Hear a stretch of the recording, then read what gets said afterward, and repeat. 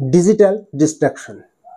আপনি কোনো কাজ করার মাঝখানে যদি আপনার ফোনের নোটিফিকেশন চেক করেন, তাহলে আপনার ওই কাজে পূর্ণ মনোযোগ আসতে 23 মিনিট সময় দরকার।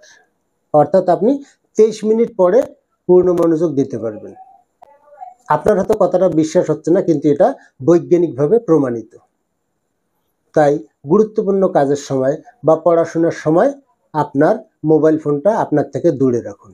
তাহলে আপনি আপনার মনোযোগটা ধরে রাখতে পারবেন। আপনার মনের উপর আপনার কন্ট্রোলটা খুব সহজ হবে। দৈনিক 20 মিনিট শরীরচর্চা করুন।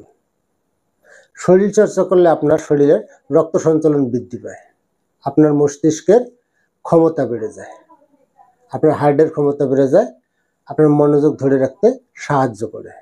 তাই শরীরচর্চা করুন। এটা মনোযোগ ধরে রাখার জন্য যেমন উপকারী, আপনার শরীরের জন্য ঠিক তেমন উপকারী। সংক্ষিপ্তভাবে বললে, ছোট ছোট কাজে ফোকাস করা, ধ্যান করা, পজিটিভ চিন্তা করা, পানি পান করা, ডিজিটাল ডিস্ট্রাকশন রাখা, অর্থাৎ ভালো কোনো কাজের সময় বা পড়াশোনার সময় মোবাইলটাকে দূরে রাখা, মানুষকে ক্ষমা করে দেওয়ার অভ্যাস, কৃতজ্ঞতা প্রকাশ, ভালো ঘুম, ভালো খাবার, পজিটিভ চিন্তা, এগুলো আপনার মনকে নিয়ন্ত্রণ করতে সাহায্য করবে।